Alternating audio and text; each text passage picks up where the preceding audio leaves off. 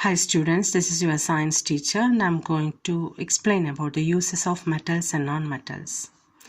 Just to take a quick review about the physical properties of metal that will help you to learn the uses. Metals are solids except mercury. Mercury can exist at room temperature in liquid state. Metals are hard. Metals have shiny appearance. The surface of the metal can reflect light. Metals are good conductors of heat and electricity. They are malleable. They can, by applying pressure or hammering, can be beaten into thin sheets. Metals are ductile. They can be drawn into thin wires. Because of these properties, metals have a lot of uses. Strong metals such as iron, metal, alloys such as stainless steel. Alloy means mixture of two or more than two metals. They are used to build structures, ships, bridges, and vehicles. Mercury is used to make thermometer. Mercury is able to absorb heat and expand. This particular property of mercury helps us to use it in thermometer. Aluminum foils are used for packaging medicines and wrapping food. Aluminum is also used to make the parts of aeroplane. Aluminum is a good conductor of heat and electricity. It is used to make cooking pots and it is also used to make conducting wires. Aluminum is also used as the roof of buildings. Tungsten, it's a metal and it is used for the filament of light bulb.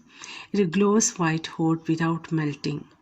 Tungsten has high melting point and high resistance. Shiny metals such as copper, silver, gold are often used for decorative arts, jewelry and coins. Copper is a good conductor of electricity. It is used to make conducting wires. Non-metals exist in all three of the states of matter at room temperature. It can exist as a gas like oxygen, liquid like bromine, and solid like carbon. Physical properties of non-metals. They have a dull luster. They are not shiny. They are not good conductors of heat and electricity. That means they are insulators. Non-metals are soft and brittle. We cannot make them into sheets or wires. By applying pressure, it can be broken into powder. They have much lower melting and boiling points than metals, and they are not nearly as dense as metals. We will see the uses of non-metals. Oxygen, a gas, is absolutely essential to human life. Not only human life, all animals need oxygen to breathe. Not only do we breathe it and use it for medical purposes, but we also use it as an important element in combustion. Chlorine is a powerful disinfectant. It is used to purify water for drinking and fill swimming pools. It is used to make cleaning liquids. Sulfur is valued for its medical properties and as an important ingredient in many chemical solutions. Sulfuric acid is an important tool for industry used in batteries and manufacturing. Helium is used to fill the balloons. And the lead of pencil is made up of graphite, a substance made up of completely of carbon. Carbon can exist in different forms like graphite. Another form is diamond. It's hardest material of all. Carbon is very important. As we know, carbon dioxide is used for photosynthesis. Carbon is an element of glucose.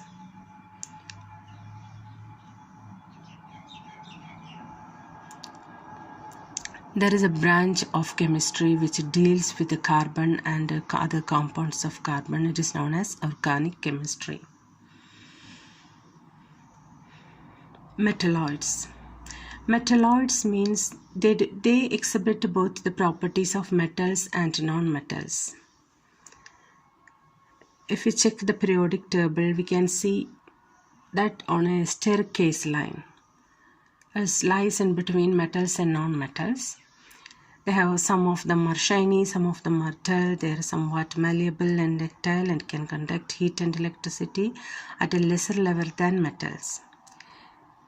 Metalloids are very important, especially silicon, germanium, boron. They are very important because they are used to make semiconductor devices like diode, chip, transistor, which is an important part of modern electronic devices like mobile, computer, laptop, television. Any electronic device we check, we can see these semiconductor devices. And you have learned about solar cell, which converts the device which converts solar energy into electrical energy.